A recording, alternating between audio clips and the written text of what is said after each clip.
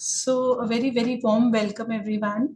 I'm Kavita, and on behalf of India Alternative Care Network and Miracle Foundation India, we welcome you all on the 10th Leadership Dialogue.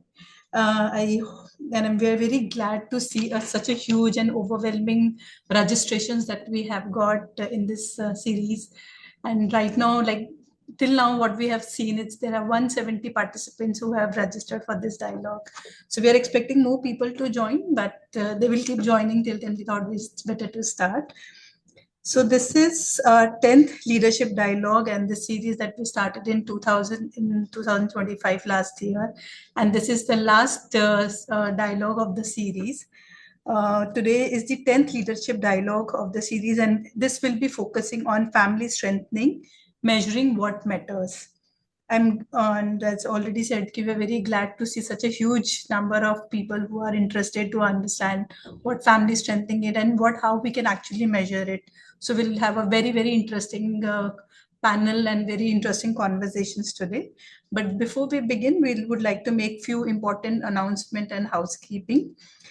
With respect to our child safeguarding policy, IACN and Miracle Foundation India's policy, we would request the panelist and the moderator will not be using any kind of or sharing any kind of details of the child or the family which could disclose their identity. And we would request the same to the participants to make sure that you do not share the names, location, or any other detail of the child or the family which could reveal their identity while sharing the case studies or sharing any of your comments or any of your anecdotals. I would request all the participants to please introduce yourself in the chat box. This will also be very interesting to know who and where you are joining from. If you have, since this is going to be a very, very interactive dialogue, and we wanted to go without any distraction, without any kind of, disturbance in between, so we would request to make sure that your mics are off when the session is in progress, when the panel discussion is going on. And if you have any comments, if you want to share any best practice, or if you want to share any comment or feedback or any other thing or case study during the panel discussion is going on, please use the chat box. And if you have any questions, you can use the Q&A box, and we will definitely take those questions within the permit time. When we have the time, we'll take those questions to the speakers or to the moderator to respond to them. And if possible, to please try and keep your videos off so that we know, so that we have more interactive session there. We will collect and handle all the information in line with our applicable government policies and maintain strict confidentiality. And we will be sharing the recording of this series with everyone post this session is over. So now coming to the leadership dialogues, this leadership dialogue series is one of our initiative to acknowledge the work of child protection functionaries, create a platform that amplifies narrative of family strengthening and family-based alternative care, influences the ecosystem, and deepens the impact of work done in the area of family strengthening and family-based care. It also fosters collaboration among government stakeholders, civil society organizations, practitioners, and care experience use. This year's Leadership Dialogue series explored how family strengthening service could be better designed, delivered, and measured through a system lens, with a special focus on convergence with allied departments. Focus of today's leadership dialogue, that is the 10th leadership dialogue, is particularly on the role of government and CSOs to discuss and understand how to measure efforts that are going in family strengthening.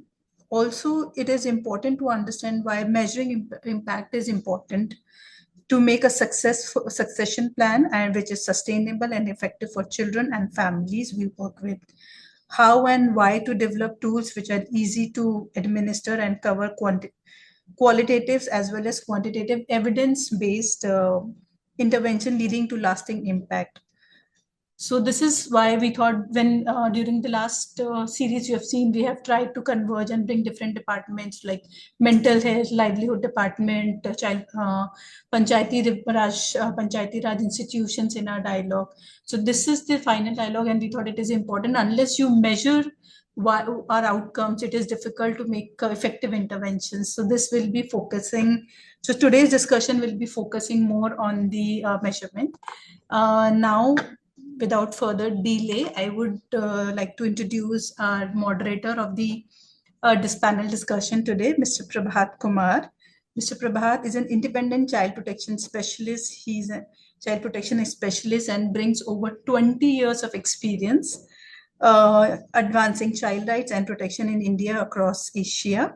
He has worked with governments, UN agencies, and civil society to strengthen child protection systems and policies. Previously, he served as a child protection specialist with UNICEF India, focusing on family strengthening, non-institutional care, workforce development, and adolescent empowerment. He also worked as regional partner safeguarding advisory with Catholic Relief Services in Asia, recognized for his work on safeguarding systems, policy influencing, and capacity building. Thank you, Prabhat sir, for being there with us and for accepting to moderate this session. Over to you to introduce the panel and set the context. Sure. Thank you so much. Thanks, Kavita, and good afternoon, everyone. I'm sure we will have very productive next around 75 to 90 minutes. So, Kavita has already introduced the subject. So, this is 10th Leadership Dialogue, where we are focusing on family strengthening, and what matters and why it matters is equally important. So I just get reminded of three favorite quotes here. One is what get measured is gets managed. So if we don't measure, then it is difficult to manage. But at the same time, it is very important for our continuous improvement. So the second one that I felt like sharing is that measure, analyze, adjust. That's the cycle for continuous improvement. And finally, we must also remember that not everything that counts can be counted, and not everything that can be counted counts. So this is very important quote from Albert Einstein that I thought we would want to share. uh, in like Kavita was saying, in 20 years of experience, I have seen that in child protection ecosystem, intentions are always very strong, and there are many efforts that each of us, like spending so much time in learning, spending this time in field, uh, and then getting the work done, working with for children.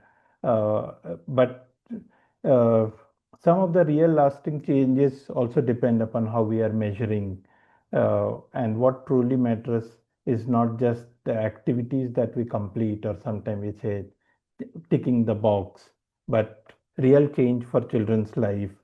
When we track, like I said, it also helps us in continuous improvement.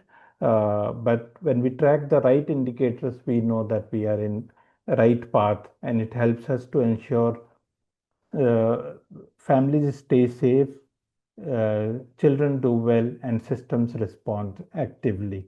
So, at child's level, family level, and at systems level, it is very important that we track, and that is why today's leadership dialogue focusing on family strengthening, measuring what matters is very important. So, we have a very esteemed panelists, distinguished people working at various level. So we have three very important people who have made significant contribution towards strengthening families by providing different kind of supports, whether it is livelihood support or linkages with various state and national government schemes, working with at different tiers. So the three distinguished people that we have. First is Mr. Loknath Mishra, who is Member Secretary of Aruna Odisha. He is seasoned development professionals with master degree in psychology and has worked for three decades in various aspects of development, HIV prevention, child protection, migration, disaster response. Currently, he is serving as member secretary to Aruna. and which works largely in Odisha. He also brings lot of experience on program planning, management, and analysis of the program that he does. Uh, he has represented India at various forum, including one which was UN General Assembly special sessions on AIDS. He has extensive experience of working on PRI. In fact, one of the favorite work that he will also be highlighting and sharing today is the work that he does with PRI to strengthen the child protection system, which plays significant role not only in prevention but also responding and preventing separation of children. So, Mr. Loknath ji, welcome. Second speaker that we have is Ms. Hemlata CK. Hemlata CK ji joined Kudumshri, but currently she is working as Deputy Secretary under Kerala Development and Innovation Strategy Council with Government of Kerala. And we all know that Kudumshri is such a flagship program. There is so much to learn from that program, and that is why we thought, and it will be very good for all of us to hear Ms. Hemlata ji today. She worked with Kudumshri as Assistant District Mission Coordinator in Kannur district. Uh, and then she also had opportunity to serve Kudumshri in Malappuram district as District Mission Coordinator for over 5 years. There she handled microfinance and community organizations. All these work are so important when we speak about family strengthening. Uh, Currently, she is working as Deputy Secretary, like I said, with Government of Kerala on deputation to Malappuram district, coordinating the uh, programs that contribute to development and innovation strategic changes. So welcome, Ms. Hemlata ji. We look forward to hear from you. And third, very important panelist that we have who will bring, and when we were speaking to him, he brings a lot of experience on the subject of MEAL, which is monitoring, evaluation, accountability, and learning. He's Mr. Preetham Prasun, who works as Director of Monitoring, Evaluation, Learning with Miracle Foundation India. Uh, uh, Preetham has over 18 years of experience in development sector, and he leads the organizational monitoring, evaluation, learning strategy, which focuses on strengthening system for research, monitoring, evaluation, and knowledge management to improve program effectiveness. Uh, Preetham has extensive experience of designing theory of change, log frames, monitoring evaluation framework, management information system, impact evaluation, and data analytics, which enable organization to make evidence-based program or adaptive program management, where there is better decision making through these approaches that he used.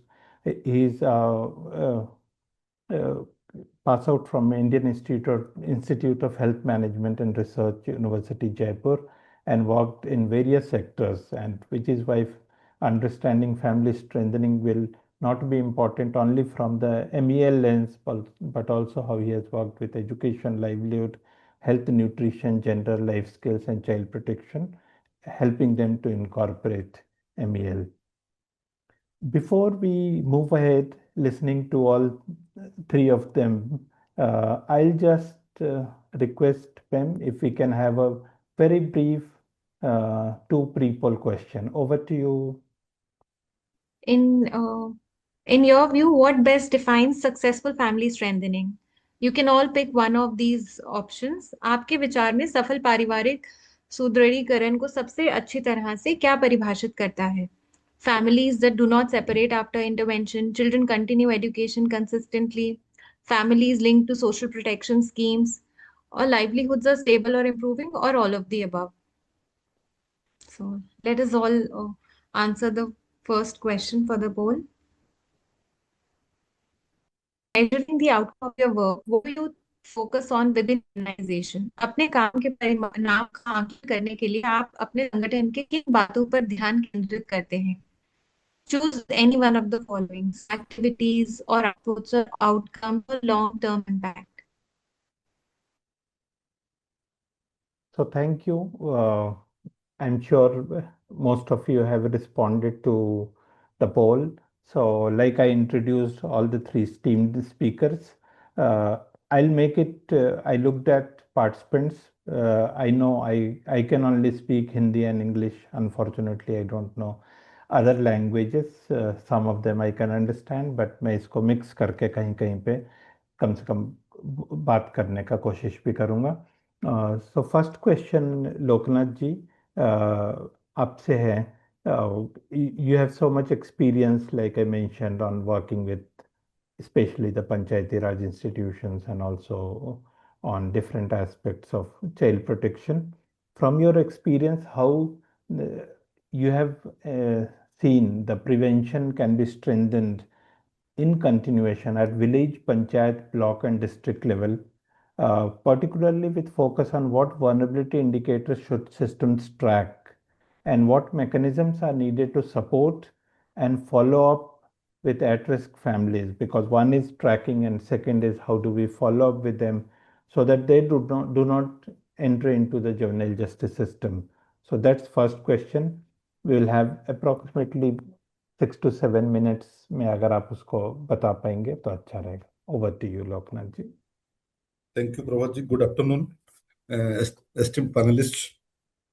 Thanks to Miracle Foundation, all the participants for giving me the opportunity for the second time in this series of leadership dialogue. Actually, but out of my experience, as you said, that I'm having 30 years of experience in this sector. I am practically a jackal of many trades, master of none. So, but having me with you, it is an opportunity for me. But when I see to this child protection program, I found it is a jugaad. Like Hindi mein, there is a very popular word, jugaad. So it's like that. See, for each and every development program, there is a fixed budget. But for child protection, everybody is showing priority. When we are talking about children, system, policy, debate, discussion, everybody says that yes, it is a priority area for us. But when we are talking about the children with vulnerability, children living with HIV, children with sexual harassment, children with disability, children lost their parents, and children victim of bondage. When we are talking about vulnerable children, we end with inadequate support and no solution, with no solution.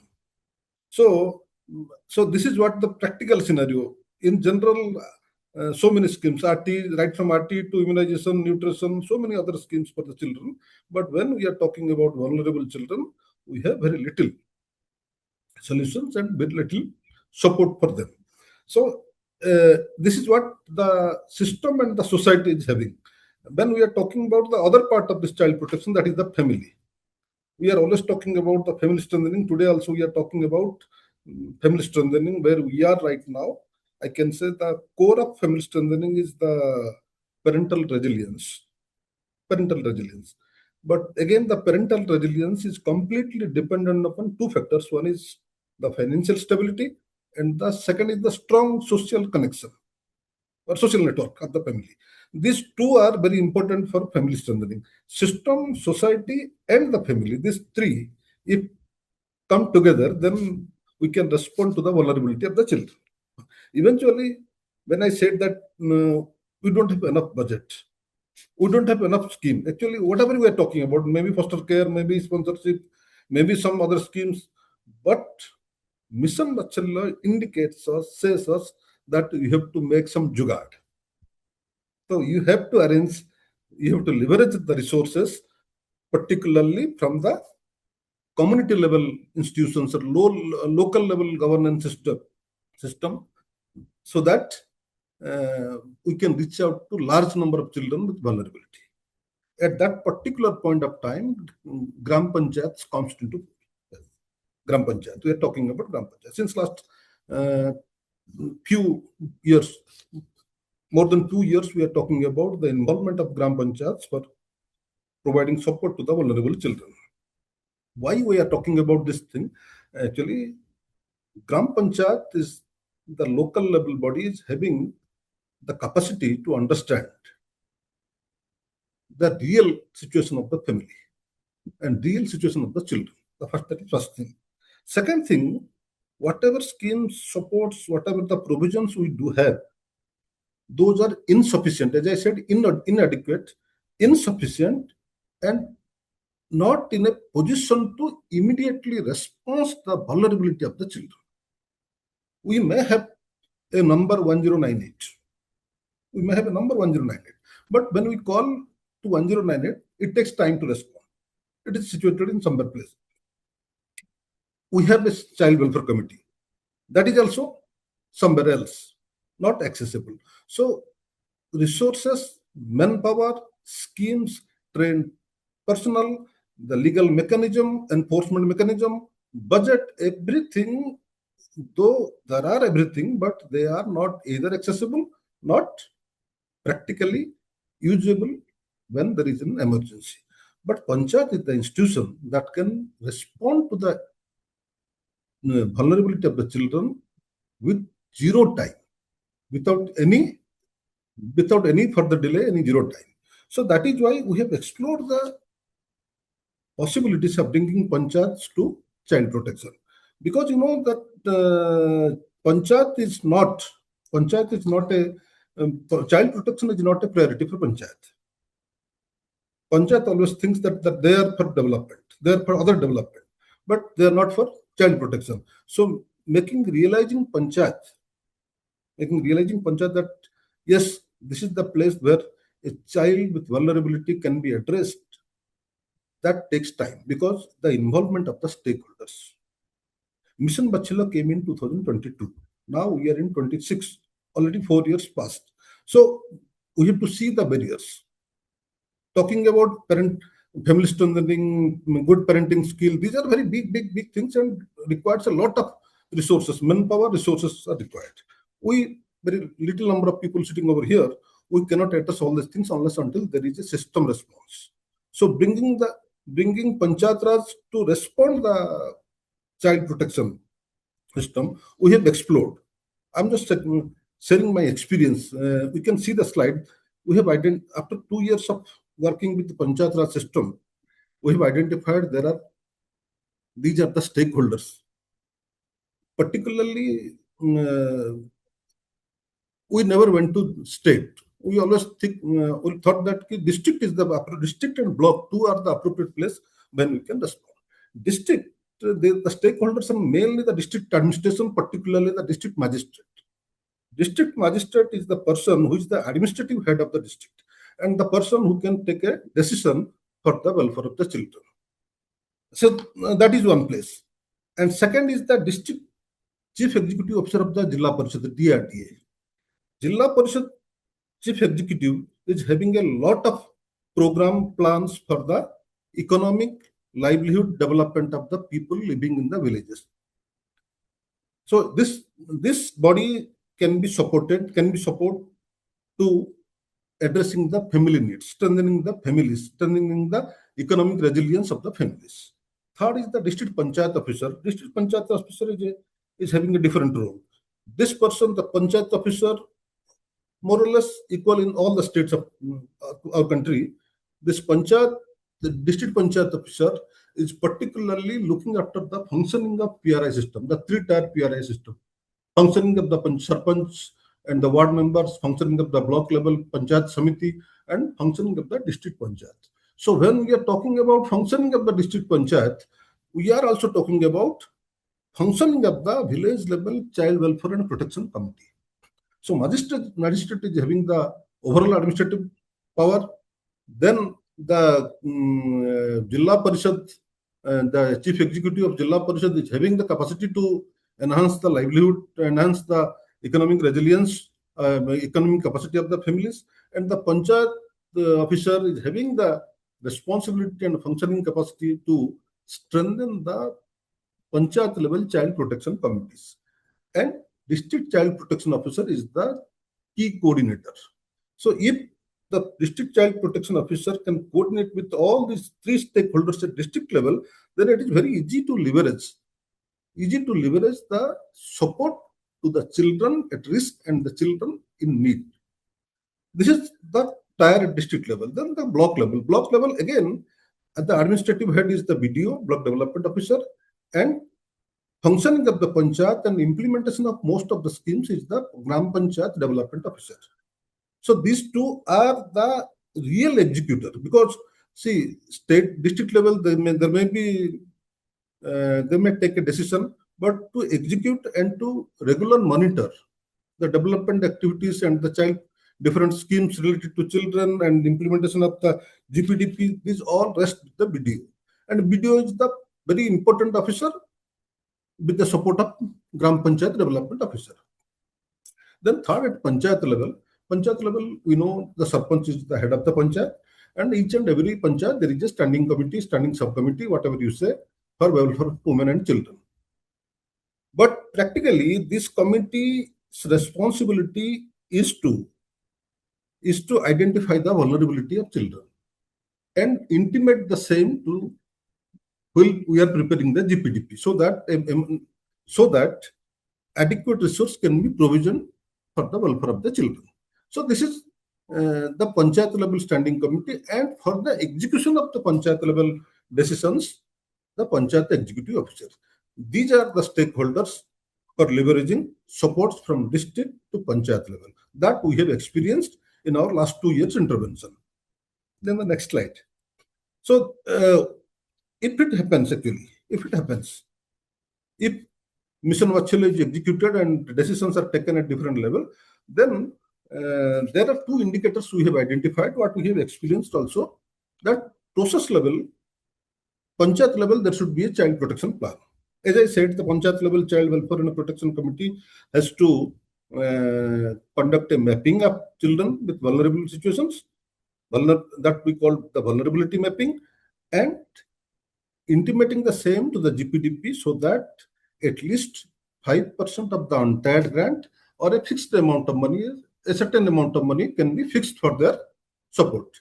This is what the process level. If it is happening at process level, then at the end, at the outcome level, we can see the 5% budget is utilized for the welfare of children, and family and community receive the support. These two are the indicators. One is stakeholders, and indicators are very clear to us, and we'll identifying these two layer of stakeholders at district and block.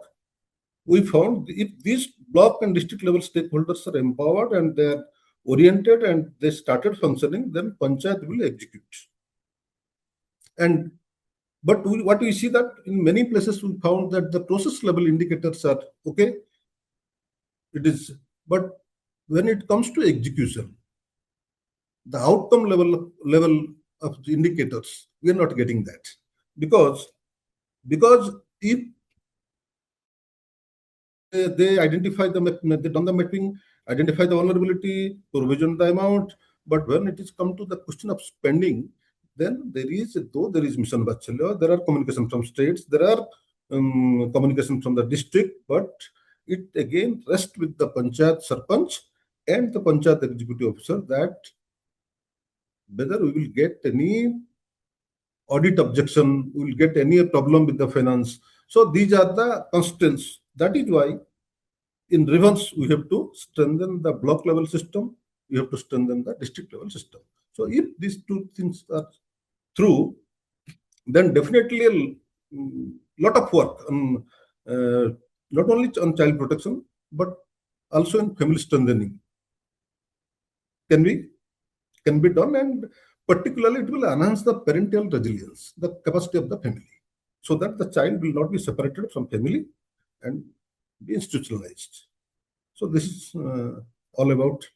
Thank you Loknath ji, आपने बहुत अच्छे से समझाया कि कैसे ये बहुत important है कि हम पंचायत लेवल पे काम करें, और फिर आपने डिस्ट्रिक्ट लेवल के साथ लिंकेजेस भी बता दिए जो हमारे 3 tier सिस्टम में होता है। आपने प्रोसेसेस भी बताए, and then you also highlighted how these are also mandate under whether it is mission वात्सल्य, जहाँ चाइल्ड वेलफेयर प्रोटेक्शन कमेटी को बताया गया है कि it has to sit under the standing committee of women and children at panchayat level or subcommittees in urban local bodies. आपने 5% untied fund के usage की भी बात की and the theme 3 which focuses on women and children उसको भी highlight किया। और ये सारे चीज में पेरेंटल रेजिलियंस एंड देन सबसे इम्पोर्टेंट चीज जो है and I have seen that Sandhya has also shared the link to the family strengthening framework and guidance document जहाँ बहुत क्लियरली ये बताया गया है कि if we do the primary and universal work which can only be done through community based institutions like panchayat or in urban local bodies, they will be able to tackle community or societal factors also. So जो question था कि juvenile justice system में ज़्यादा बच्चे नहीं आए, so that secondary and tertiary, जहाँ tertiary पे केस मैनेजमेंट ऑल्टरनेटिव केयर में प्लेसमेंट के लिए होगा, वो काफ़ी हद तक फिल्टर हो जाएगा। So thank you for highlighting that. I know you also spoke about the outputs, लेकिन थोड़ा सा और डिटेल में अगर आप अपने एक्सपीरियंसेस और जो आप जीपीडीपी वर्क कर रहे हैं उड़ीसा में, उस बेसिस पे if you can highlight what are which are different structures, or if you can say functionaries, the stakeholder that you already highlighted, who can play very important role in taking this task forwards and addressing the vulnerability. पर उससे भी बड़ा question है, how can this be monitored and tracked? So ऐसा नहीं हो कि जब हम फर्स्ट ईयर के शुरू में है तो बोले जीपीडीपी प्लान बन रहा है कि नहीं, और ईयर के एंड में है तो प्लान में it was budgeted or not budgeted or utilized or not utilized, balki we speak about how these can be monitored and tracked. So can you briefly share your experience around that? Yes. Actually, see, we all know the function of panchayats. If you see the past few years record of theme 3 and theme 9, most of the resources we have spent on the construction, repairing, refurbishing work. And that they understand, because and the functioning of panchayat is like that. When we talk about some other thing, then it is again the capacity of the panchayat. First thing that they don't think it is their panchayat don't think it is their work. First thing, and the second thing, the panchayat executive officer says ki I may put in trouble because I will spend the money for some other purposes. So unless until there is regulation at panchayat, block and district level to spend the money for child protection, it is very difficult. I'm not taking the name of the district, but in one district there was provision for child protection. The last year they have provisioned 79 lakh for child protection, but that was not spent only because of the constraint that the stakeholder, the primary stakeholder who will spend the money, they says ki yes, we should get a clear communication on finance matters. We should get a very clear communication that you have to spend this money. Second important thing is that unless until we make them realize that the amount of money the panchayat is having is not for a very long-term support. Practically, we cannot spend the money for a very long-term support. That money is for, suppose a child needs some support today, or for 1 month or 2 months or 3 months. That support is available at panchayat. That we also should understand. It should not be long. So we have to differentiate that what is in the mapping, that what is the long-term support and what is the short-term support. So, and there should be a perfect link between the panchayat level child protection committee and the CWC.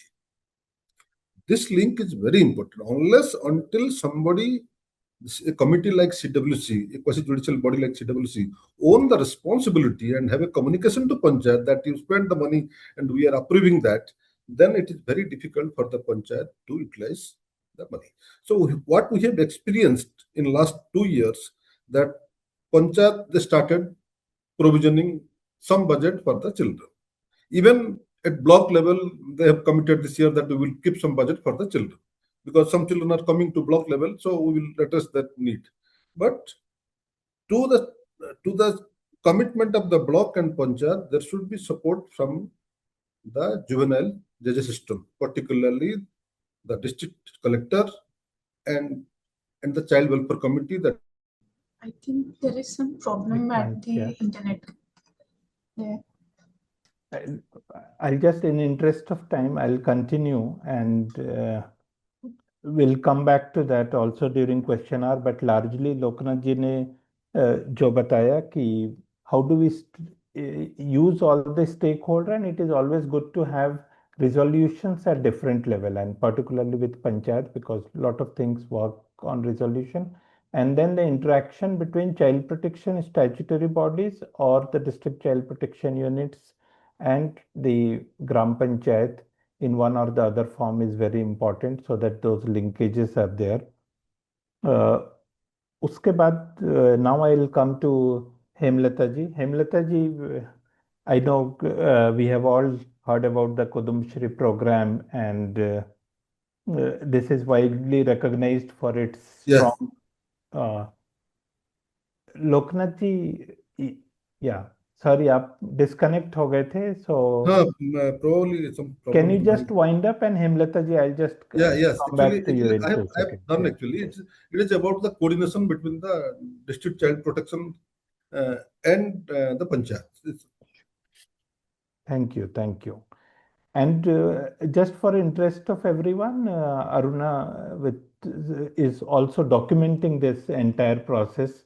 So it will be very useful to learn from their experiences how this is moving, and how we can actually measure how this entire GPDP process is moved. So which will be again interesting document to go through. So Hemlata ji, sorry to keep you waiting, and so, like Kudumshri is widely recognized as a strong community-based structures and data system. From your experiences, can you please talk about monitoring systems and mechanisms uh, that are there to track socio-economic outcome of vulnerable families? Because if we really want do it, how do we do it through such a large system? So over to you. Okay, hi all. Thank you, Miracle India Foundation, for giving me this wonderful opportunity to be a part of this leadership dialogue series. When we talk about Kudumbashri, actually it will take days and days to cover all the schemes or projects that Kudumbashri is taking up. But I'll just start with a small introduction about Kudumbashri, and I have given a detailed means an overview about the programs that Kudumbashri is undertaking that will be shared with the participants, I think. Kudumbashri is actually the poverty eradication and women empowerment project of Government of Kerala, actually a part of the state poverty eradication mission of Government of Kerala. It's having two main parts. One is the community network, and other is the official part, that's the mission. And the women community network is having a three-tier system. One at the grassroots level, which we call it as neighborhood groups. Instead of self-help groups, we use the word neighborhood groups. And at the ward level, it's federated into area development societies, in short, we call ADS. That's the middle level. And at the apex level, or at the local body level, is the community development society. We call it as CDS. All adult women, limited to one per family, can be the member of the Kudumbashri. It's not separated like BPL or APL or anything like that. Actually, it's the right of women to be a part of the Kudumbashri system. And the major activities Kudumbashri is involved into are the microfinance activities, like thrift and credit activities, then micro enterprise sector, both farm and non-farm sector, social development activities like the Destitute Free Kerala program or Bala Sabha, the group for children, etc., and into women empowerment activities. Actually, Kudumbashri has altered the lives of the economically backward women in the state. It has changed their perception. It has built confidence among the vulnerable women or the backward women. It has boosted their morale and rediscovered their dignity and the honor, and empowered them in all means, like the economically, socially, and politically. Kudumbashri has empowered the entire women in Kerala, I'll say. Kudumbashree is having 3.17 lakh neighborhood groups, and almost 48.08 lakh women are into our Kudumbashree system, which means almost 50% of the families in Kerala state is covered under the wide umbrella of Kudumbashree. And the main important part of Kudumbashree is that Kudumbashree is working in liaison with the local self-governments. Both the local self-government and the Kudumbashree system is working in a single hand, and they both are connected with an evaluation committee. Local self-government will be having no major hand in Kudumbashree system, or Kudumbashree system that is having any major hand with the LSG, but they both work together. They have a strong linkage which is associated with an evaluation committee, and in that evaluation committee, every single activity of Kudumbashree will be monitored by the local self-government, and whatever help these Kudumbashree people or Kudumbashree community network needs will be provided by the local self-governments. And why local self-governments take Kudumbashree as a major stakeholder for all their activities is because in every neighborhood meeting, once in every week, these neighborhood groups hold their meetings, and in that meeting, they'll discuss what are the deprivations that they are facing, or what are the needs they have to address. One my neighborhood group will be having 10 to 20 families. So all the families, what are the issues each and every single family is facing in the neighborhood group, that will be discussed in the neighborhood group meeting, and they'll make a plan for what are their needs for the coming 1 year, and it's called as action plan, and that action plan will be submitted to the local self-government while they prepare their projects for the coming 1 year. So it's easy that local self-government can easily identify who will be the stakeholder exactly for what kind of activity that particular stakeholder needs and everything. And Kudumbashree is having a support from local self-government because we are presenting our need to the local self-government, and they are addressing it through their yearly projects. That's what's the link between the LSG and the Kudumbashree system. So I'll just wind up about talking about the major activities of Kudumbashree, because today we are talking about the family stability point, and I'll come to what is the system we have adopted while we talk about the family stability activities that Kudumbashree is taking. So normally, if there is a program for poverty eradication or an economic empowerment system, almost all the governments, all this government or the any entity, they'll take income as the major tool to identify the poor families. But here, Kudumbashree has created an objective way to identify and track the at-risk families. We'll say at-risk families, so like vulnerable families. So we have created a clear-cut way to identify who are these at-risk families, and we have formulated a 9-point risk index so that we can easily identify the at-risk families, and we can identify what are the needs, what are the deprivations they are facing. So in place of income, Kudumbashree is monitoring the non-income deprivation. That's the major difference between Kudumbashree system and any other poverty eradication mechanisms. So in place of income, Kudumbashree is monitoring the non-income deprivation. And can you please share the slide? I have detailed that 9-point indexes which are applicable for the rural and the urban sector. Yeah. So if any of the 4 indices out of the 9 indices is applicable for a single family, that family will be flagged as the at-risk family. And the main thing is that this identification process is not by the officials, is not done by the official system of government, but this identification process is done by the community itself through these neighborhood group meetings or the ward level consolidation or the CDS level consolidation. So the main thing that we have taken as the indices is one, housing, obviously housing. If any person is living in a thatched roof without a concrete roof or a substandard house, that is one factor.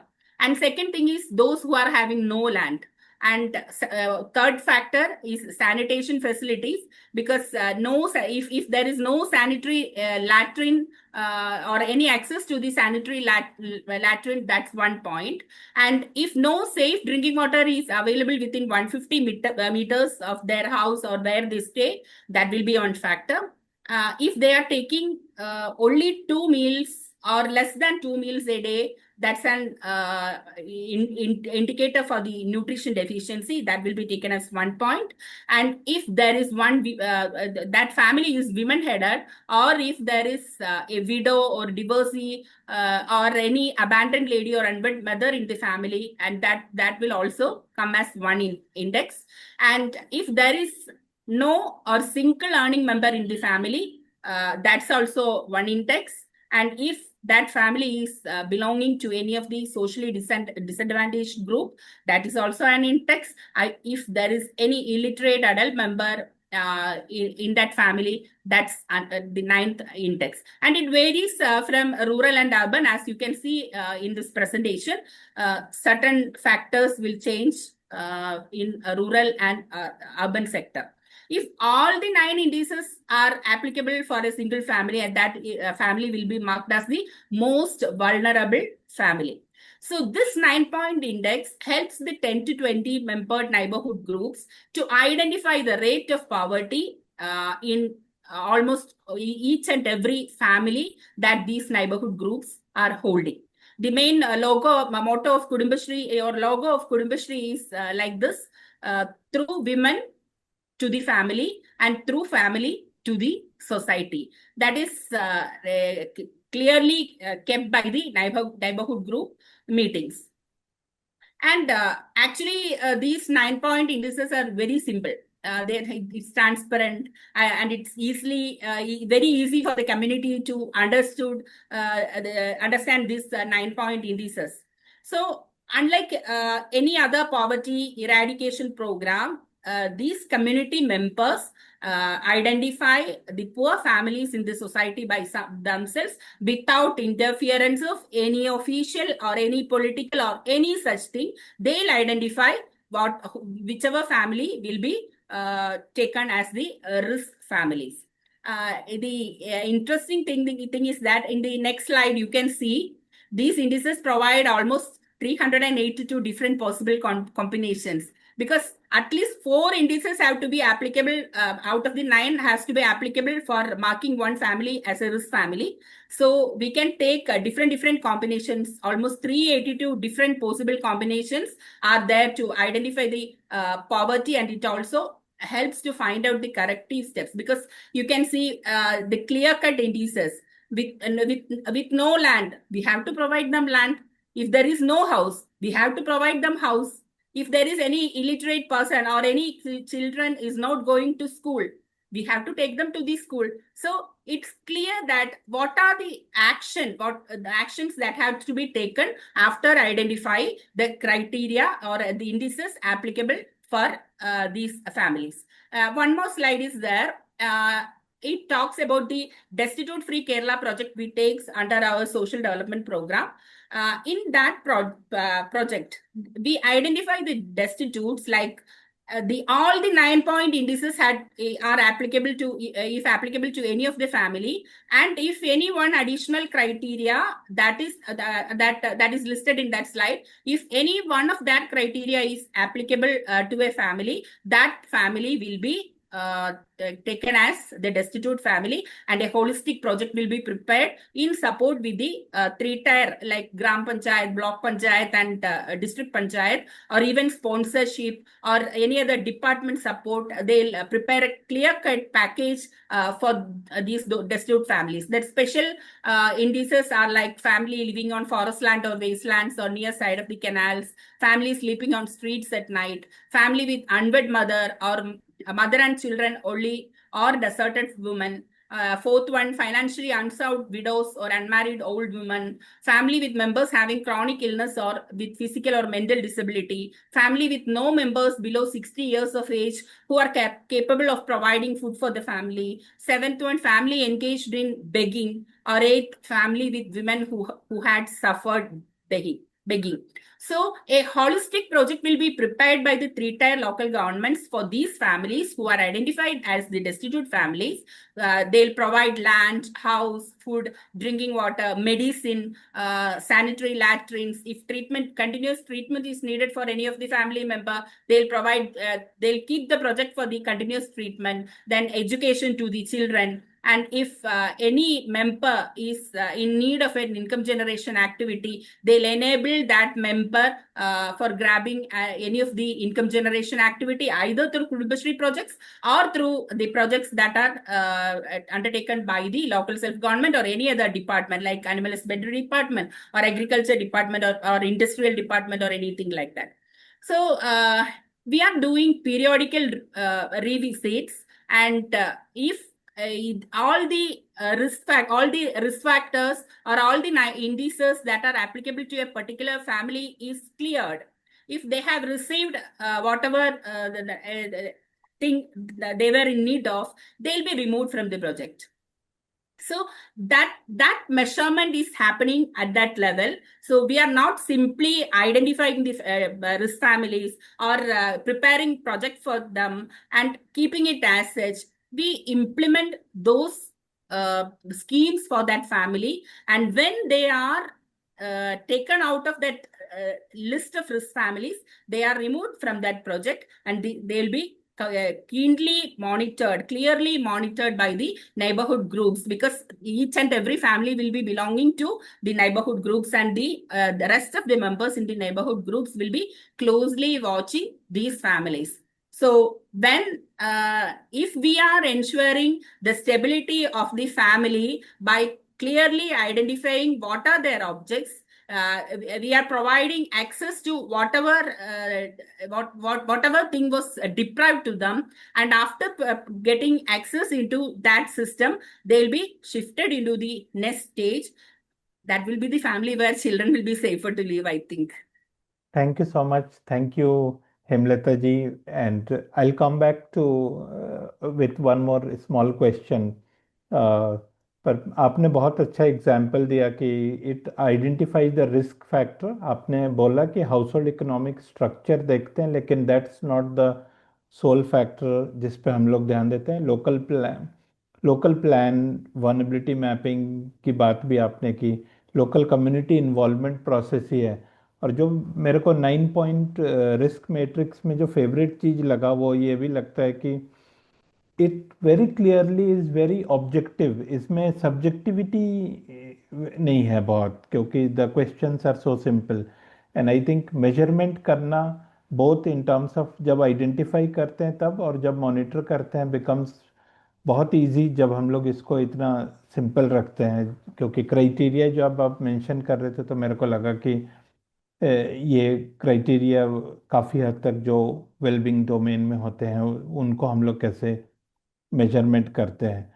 तो और periodically इसको monitor करते हैं. And in and out mechanisms जो आपने बताया कि बहुत अच्छा, और ये शो करता है कि मॉनिटरिंग सिस्टम और मैकेनिज्म्स कैसे होंगे और इसको हमेशा ट्रैक करते हैं.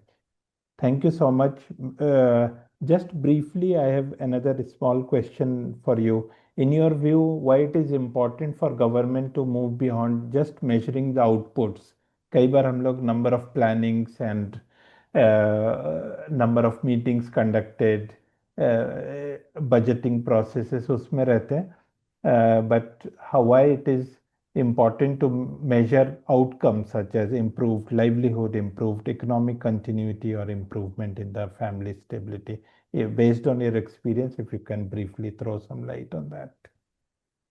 ये क्वेश्चन ये एक्चुअली मेरे को बहुत इंटरेस्टिंग लगा, क्योंकि I was just thinking on what angle I should answer, from the side of the government or from the side as a stakeholder or simply as a person who is watching what is happening between this government and the other system or something like that. But the question is that the question is about measuring the why should we move beyond measuring outputs to measuring outcomes, right? Actually, we are having two options. We can measure in two ways, like what did we do or what have we done?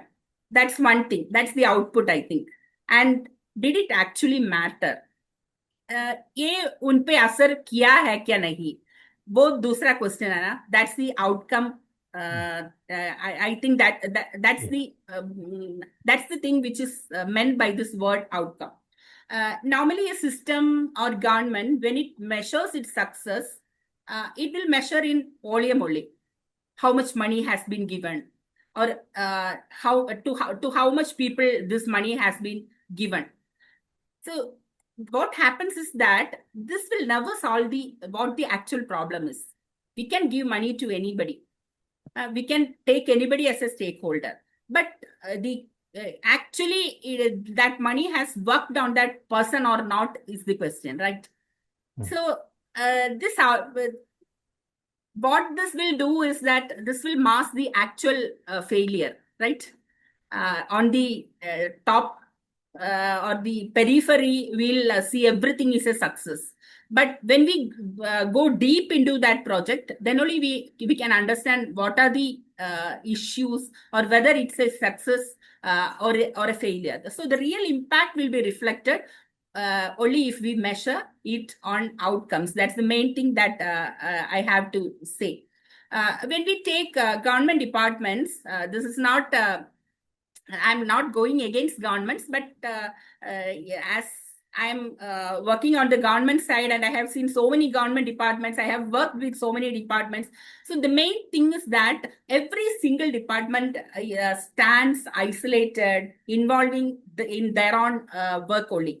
They'll never try to get converged with the other department who is also doing the same thing as my department is doing. The stakeholder will be the same at the end point. I will also put my input into them. The other department will be also putting the input. Even it can duplicate, the duplication can happen at the grassroots level. The same person will be receiving all the things that the government is making, and certain other people will be deprived of what they actually want to get. So if the word convergence should be the main thing in the dictionary of all government departments, I think it should happen first. The government departments must think about converging with each other before carrying out their programs which go deeper into the society. For example, if we consider livelihood livelihood as a point. So what are the departments which are involved in that livelihood activities? One, obviously banks. They should give the monetary loans or something to the group that are going to do this livelihood activity. Departments like agriculture or interest or industry, or whichever area the enterprise is related to, it will come into the scenario, right? They will have to give training or provide subsidy or whatever they need. So these departments have to give them. The local bodies, they are the persons who are going to identify the real stakeholders. So local body must get into this, or even local bodies will be framing programs for the livelihood activities of their people. Health department, if a person wants to do a livelihood activity, it should be ensured that that person is fit to do that livelihood activity. So health department comes in. Women and child development department comes in, where they'll be in need of some daycare or something like that while the mother is going to work or do a livelihood activity. There should be a system to take care of the small children. So a daycare system is needed. So women and child department will be involved into that. Transportation facilities, if they want to move from one place to another, there should be ample transportation facility. So now how much of almost 5 departments have come in when we talk about a single livelihood activity. So the thing is that when we talk about the family stability, which is the major outcome, different department has to collaborate, because no single agency can provide a holistic solution. Can I move to an example, sir? You have time? We are Okay. running short of time. I'm so sorry to intervene. Okay. I'll provide that note to you. You just share it with the other people. Uh, so for the second question, this is what I have to give. First is that the departments should converge with one another. Every single department should work with the stakeholder, and the most important thing is that we must focus on uh, what has been reflected in the life of that particular family after they are given access to whatever they need. Thank you so much Hemlata ji, आपने बहुत अच्छे से ये समझा दिया convergence का point, और मैं रिपीट नहीं करूँगा, पर अच्छा चीज़ ये बताया कि for child when we see outcome, it will not never be compartmentalized, it can be mixed of different people. इसीलिए कई बार हम लोग आउटपुट ट्रैक करते हैं कि वो लगता है कि अलग अलग है. Thank you so much for explaining that with example and giving such a good insights. With that, I'll move to my dear friend Mr. Preetham. Preetham ji, Miracle Foundation has been using digital tool like Thrive Scale, and whenever we talk about the measurements, it's very important how do we leverage the technology positively. And this Thrive Scale that support family strengthening program, could you share how these tools help social workers, the child protection workers to make data-driven decisions with some examples while you have how you have seen while working with families. And just throwing another small question tagging with this is important point whenever we talk about technology and data is how do we ensure the safeguarding and confidentiality bit in this. Over to you, Preetham. Sure. Thank you so much, Pravas, and good evening, everyone. Uh, for this, I would like to ask this from two different perspectives. One is the course program, and second is the measurement perspective.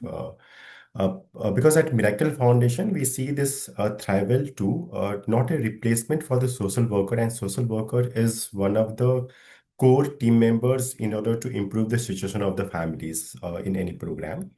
And this Thrival actually is a tool that amplifies their impact on the lives of children and families. Yeah, so from the program perspective, what is the challenge? The challenge currently is that the caseworker visits close to 50 plus families across the communities on an average, and each household who are vulnerable has a unique challenges. It could be related to irregular income. It could be that children is not going to schools, or there is an health issues, or there is a support required for the caregiver themselves. And without structured digital tools, workers completely rely on scattered notes and memory or their observations. So when the questions like these that when the questions for the caseworker is that when does a family need urgent help? Where do they need to focus on? Which interventions are working? Where do I need to follow up? And these critical questions becomes very difficult to answer at scale when the caseworker is relying completely on their notebooks or use pen and paper to understand what the family is and what their need is. Going to the next slide. Considering these challenges, Miracle Foundation had developed this Thrival app with the objective to reduce the time between assessment and the activated meaningful interventions. This helps standardize the process and allows caseworkers to focus more on families and less on paperwork. It reduces time spent documenting, provides a clear picture of each household, and supports better decision making. Let's understand first what are the features. Going to the next slide, please. The features of the Thrival. It has multiple features, and one of the interesting is that this Thrival app can be used in multiple scenarios, be it in the prevention program at the community level, where we have identified the vulnerable families and the program focus on family strengthening. So it could be reintegration, that working with the CCIs, and that we want to transition these children to the families. And before that, we need to understand what the situation of families is, what are the risks, what are the challenges, and what needs to be improved before sending the child back to the home or in the foster care family or children living independently. The second interesting feature, and this is the best one that from the male perspective, is that many of the times our data sits on different platforms. For example, the operations data sits in a single platform. So is the program intervention data, and then there is an assessment data. This Thrival app actually is one stop platform for assessments, planning interventions, and tracking progress. So it gives you a great deal of triangulating the data from operations to program interventions to the assessments and understand what is working well and what is not working well. This also includes stakeholders' voices, where these assessments are in consultation with the families themselves. It's a strength-based approach. So every family will have issues, and so every family will also have their own strength. This app, the scale builds on that. And of course, it empowers caseworker for family strengthening by helping them to record and then consolidate and then use the insights which emerge from the Thrival app. Going to the next slides. This Thrival app is designed to guide every step of the case management process, from assessment to planning, interventions, and follow-up. It checks for risk and safety concerns. That's the most important. To understand that what are the protective factors within the families as well, based on which to build a clear plan for improving the situation. It also tracks progress over time to ensure things are moving in the right pathways and situation is getting better. Going to the next slide, the Thrive Well, which actually focus on the 5 well-being domain, which includes the family and social relationships, health and mental health, living conditions, household economy, and education as well. And as you see, the data which is collected by the case worker, this gets reflected on a spider chart. So basically, the Thrival uses these 45 milestones across these domain areas, and each are rated from a scale of 1 to 4, which is in crisis, vulnerable, safe, or thriving. And these scores are then further analyzed and displayed on a spider graph, which is easy to track the child's and family's progress over time. Yeah. Based on these ratings, the case worker or the social worker is family to plan targeted interventions that strengthen the families. Let's go a little bit deep inside the app. So how does it work? Sorry, somehow I'm not able to switch on my video. It's saying it's not working. So prioritizing interventions through data. So in the left side that you see when the caseworker visit the families, on the mobile application form, they can open the Thrival app and use the Thrive Skill tool to assess the family's situations.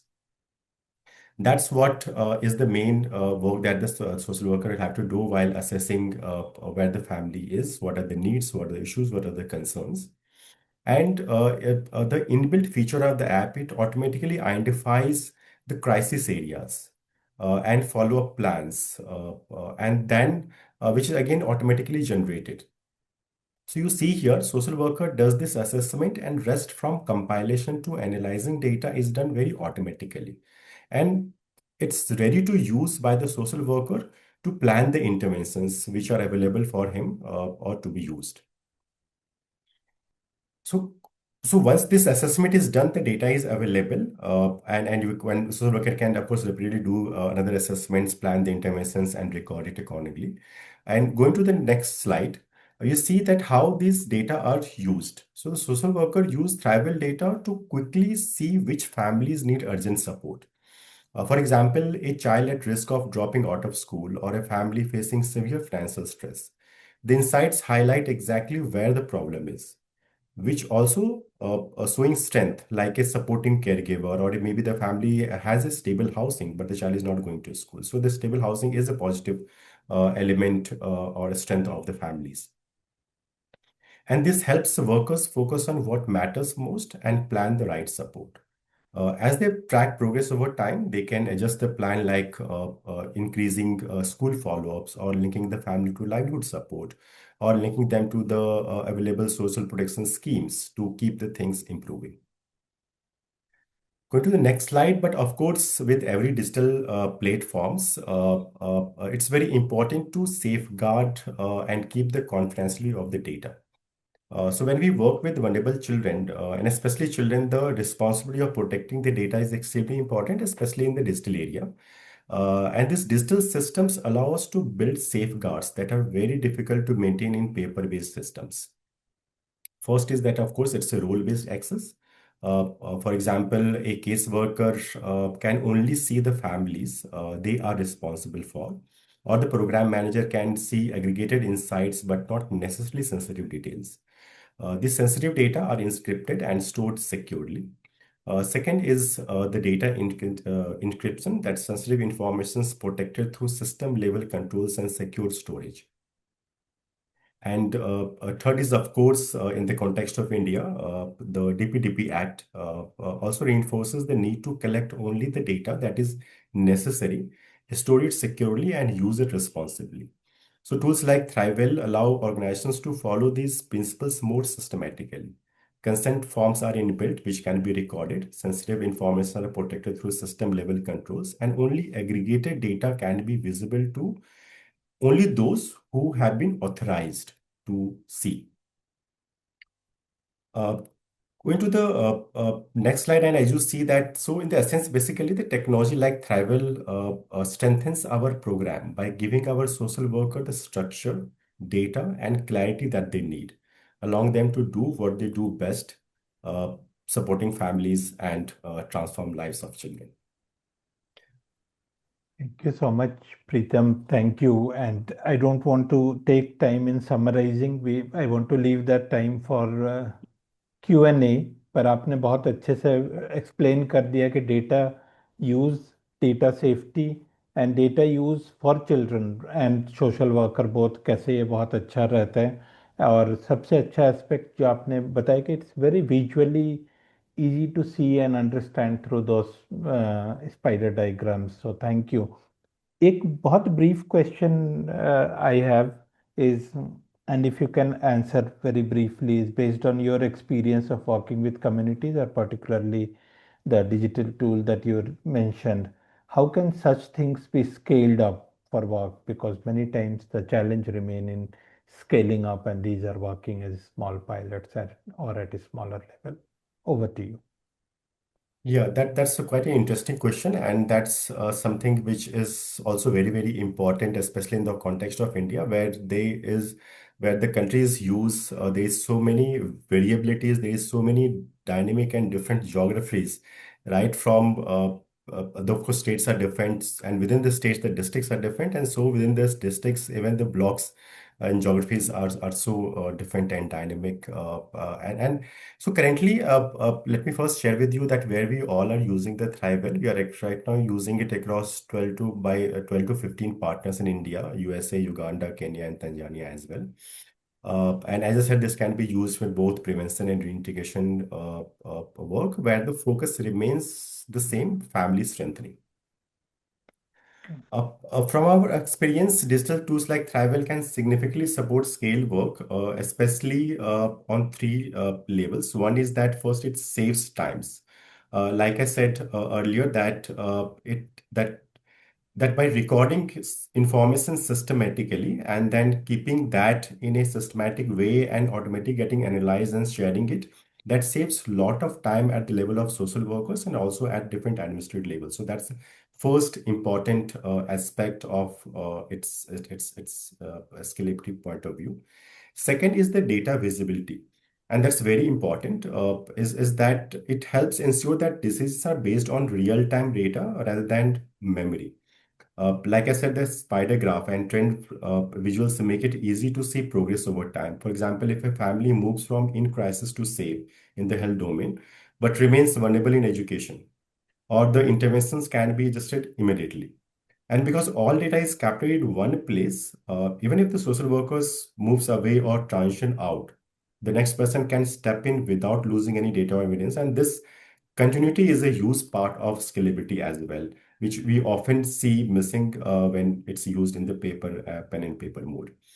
And a third very important aspect is the consistency and collaborations. One of the biggest advantages of digital systems is it supports consistency across discussion partners. So everyone uses the same tool, speaks the same language, and follows the same process. It becomes much easier to scale the model across larger geographies. Training time gets reduced, reporting becomes very systematically, and leadership also gets real-time insights about what is working and what is not working, where to focus, or say put more resources in. Uh, uh, uh, so this helps to scale in many way a digital platform, but of course at the core of the heart, the most important elements remains the relationship between the social worker and the families. Technology simply act as an enabler that brings, of course, efficiency and increase the productivity of the team and guides that journey in the right direction.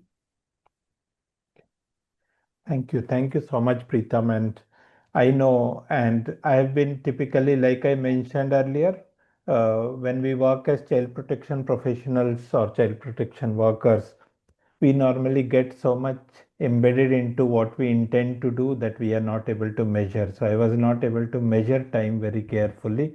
Yeah. And hence we just have 9 minutes left. And with permission of both IACN and Miracle Foundation, if I can promise that we'll have two very short poll questions and one Q&A, which if someone wants to raise their hand and ask for other question and answer, which are there in the chat, we will try to respond if we are left with time. If we are not left with time, I assure you we'll respond when we share the presentation and other materials here.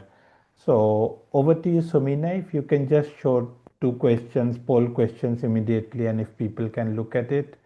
And by the time, if anyone has any question, if you can raise your hand, we'll just take one or two questions or reflections from your side.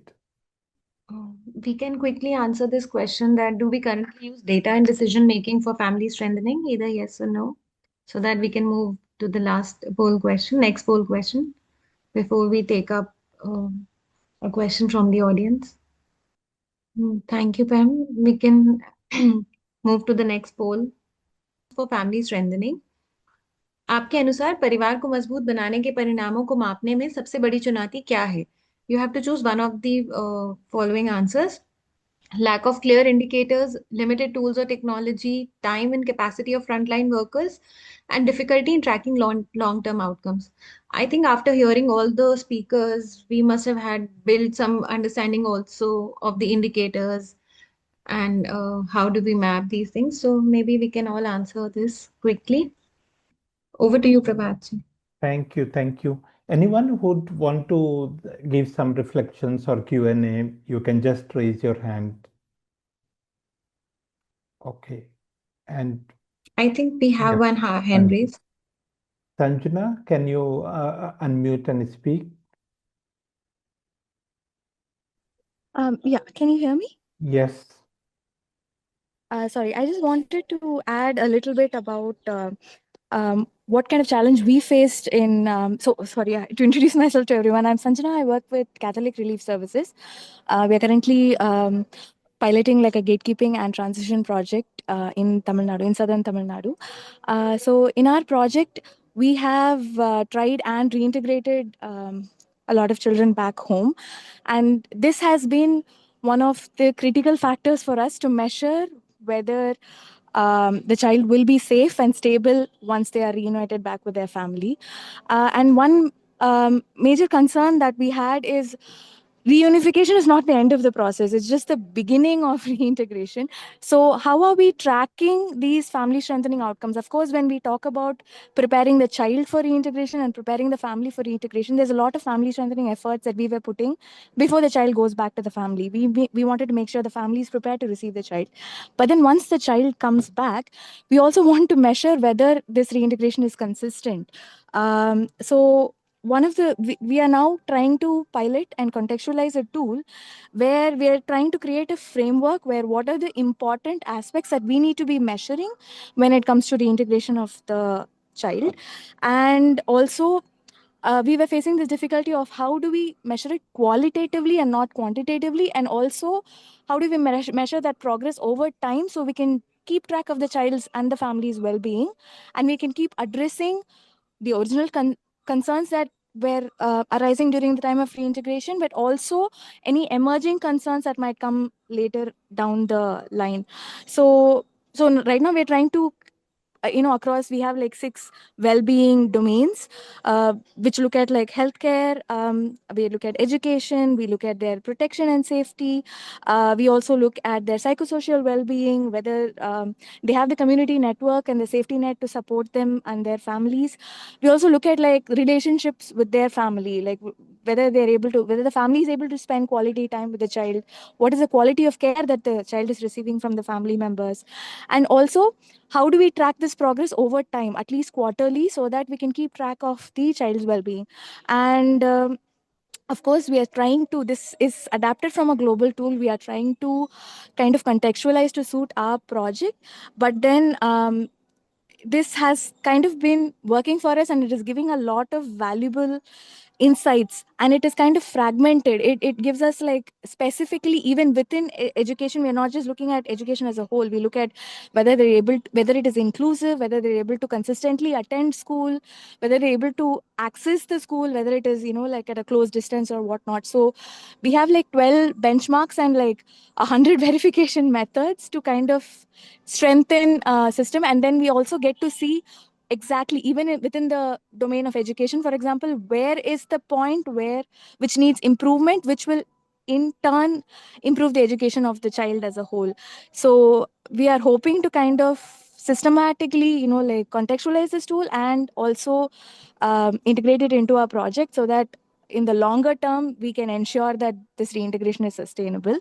And also, yeah, great inputs from the panelists, and we will be maybe considering digitalizing the tool and also look at how we can attach it to maybe service or referral pathways in the future so that the insights can be used by caseworkers effectively. So I just wanted to share that. Thank you. Thank you so much, Sanjana. Thank you for sharing that reflection and also how you have been the process and how you have been doing the reintegration work. So thanks for sharing those. Again, in interest of time, I just see we have 2 minutes left.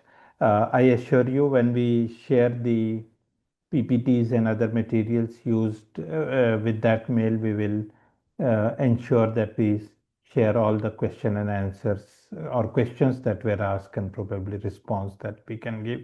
Ideally, it would have been best if we would have reflected them here, but I also want to respect everyone's time.